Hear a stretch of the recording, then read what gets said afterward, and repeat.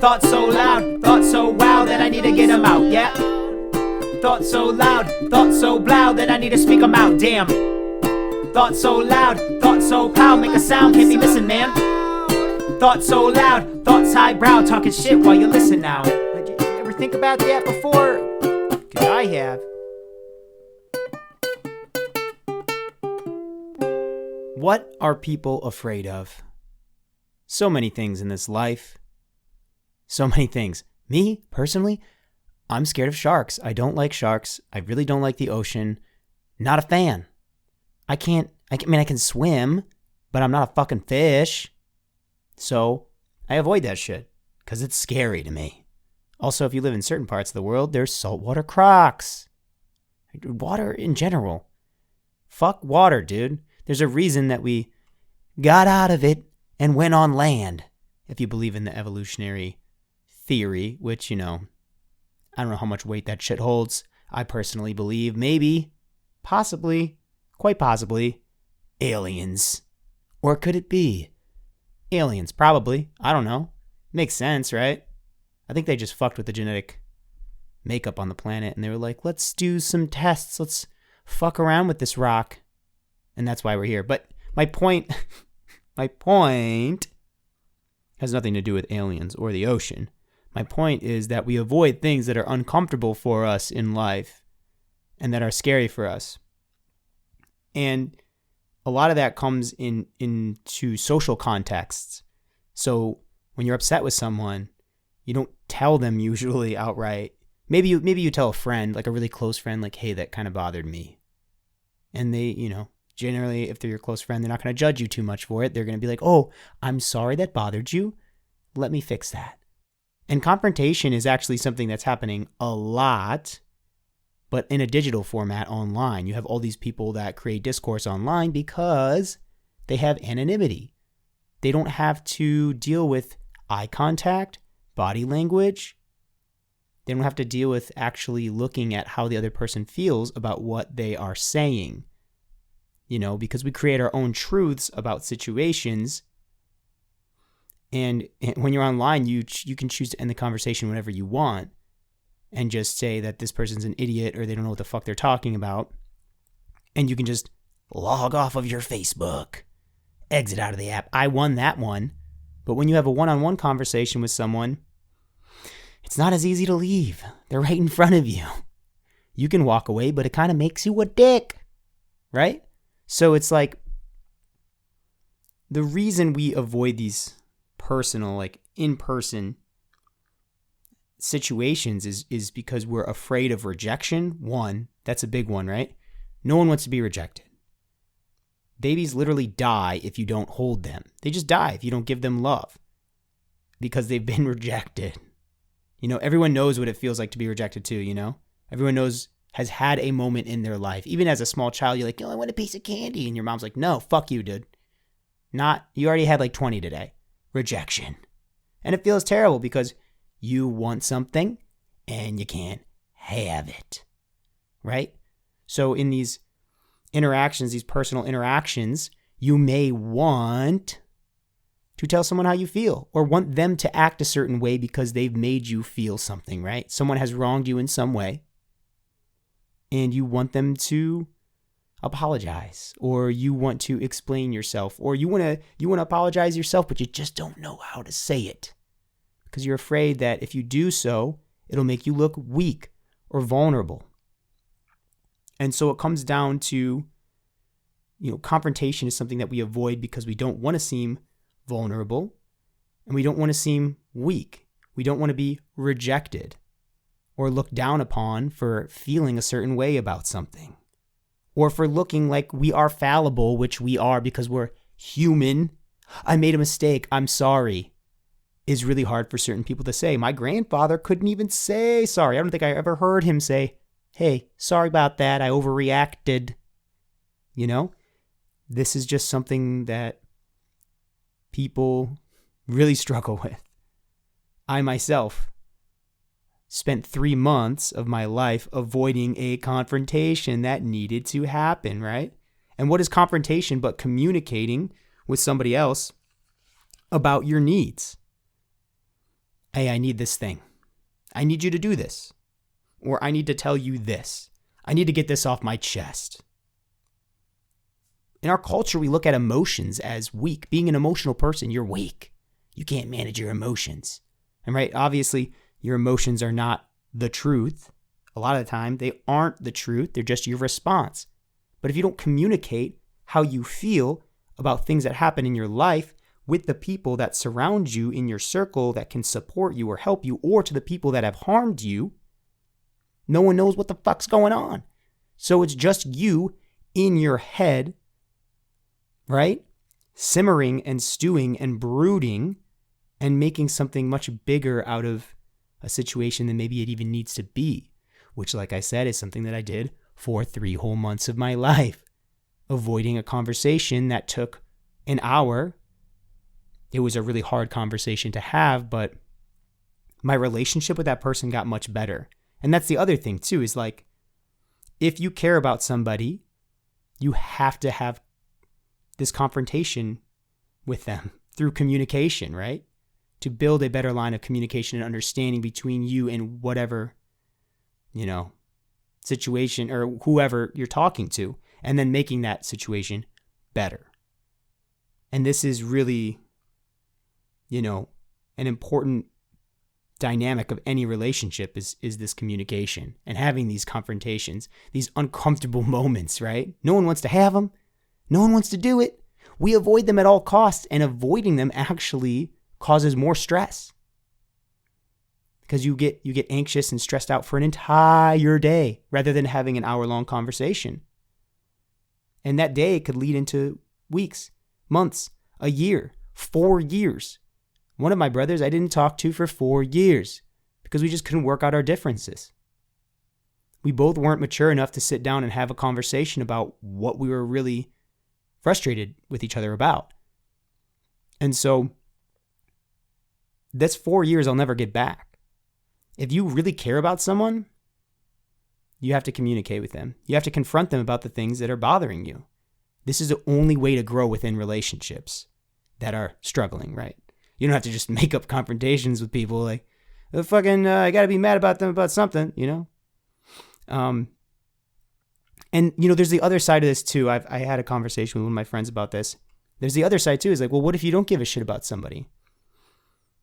What if they care about you and you don't care about them? Well, then it's a question of ethics. Like, ethically, what's the right thing to do in this situation? Is the right thing to do leaving them on the line? Leaving them out there, ghosting them? It's not. If you look at the golden rule, treat others as you like to be treated, most people don't want to be ghosted. Most people don't want that at all. And actually, nobody wants that. Unless maybe like you're like, I hope they stop talking to me, because you feel the same way. And in that case, it doesn't matter. You don't have to have a conversation about it. You both feel the same way. Whatever. Not a big deal. But when you afford someone the opportunity to grow, and it doesn't mean like you're the catalyst and it's all you. You're like, oh yeah, I'm going to tell them all the things that are fucked up about them. You don't have to do it that way. It can be tactful in a way where you're trying to just serve them and try to better their lives because, you care about raising the level of consciousness on this planet and just being a decent human being, treating others as you'd want to be treated, right? And so like that could go with, it's kind of like a romantic relationship thing, right? But it can go in other ways too, like in work. You know what I mean? You're going to be pitted with people that you don't get along with necessarily. And you have to learn how to have these small confrontations with people in order to better the dynamic between you two as you go into this place together and do these, things, whatever it is, whatever your tasks are at work, right? And for me, the more I've practiced confronting people, the better I felt about my life. Even just little shit. Like I was at the gym one day and this guy sat on my machine. He's a big fucking dude too. I was like, damn, this guy's jacked. He's probably got some nice protein powder at home. He's probably got some energy in him, drinking all them monsters? Who knows? Pre-workout? I don't know. Maybe he injects it right into his bicep. But he was sitting down on the machine. I was like, oh, that's a big dude. I still have one more set. And I could have been a little bitch and been like, oh, he can have it. It's okay. But I asserted myself. I said, like, hey, man, I got one more set. I'll let you get on there when I'm done. And he was chill about it. He's like, oh, yeah, okay.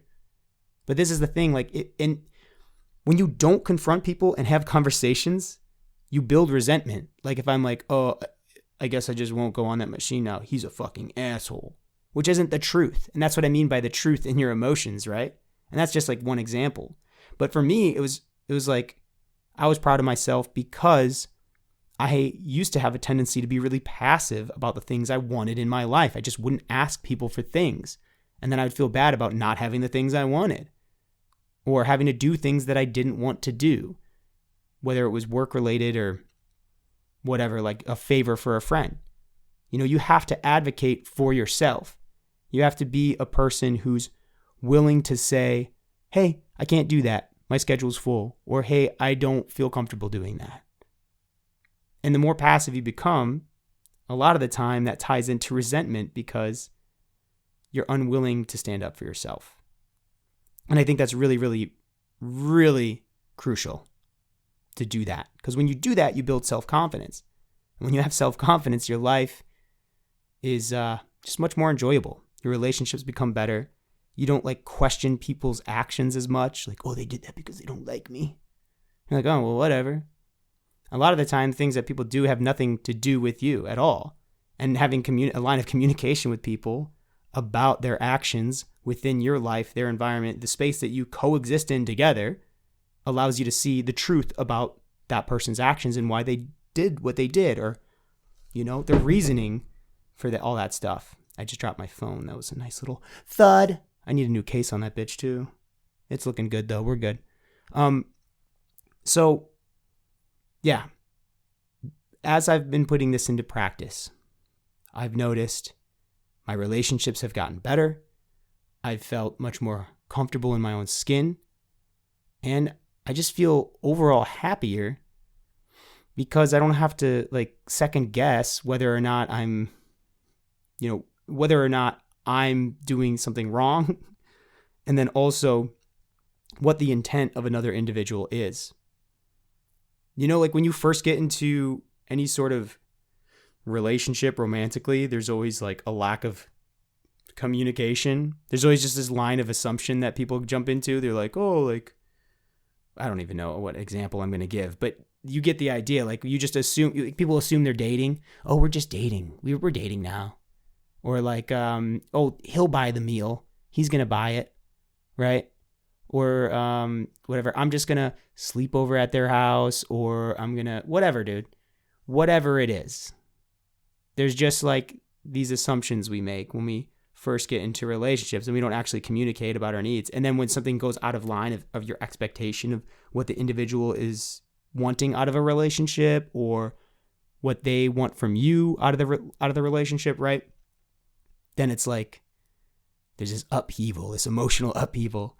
And you're like, oh, why me? And it gets really difficult to manage that. But yeah, I just wanted to share that aspect of my life that has changed as of recently, probably in the last like 6 months, to be honest, is advocate for yourself, stand up for yourself, communicate openly with people. It's hard. It's hard to be vulnerable.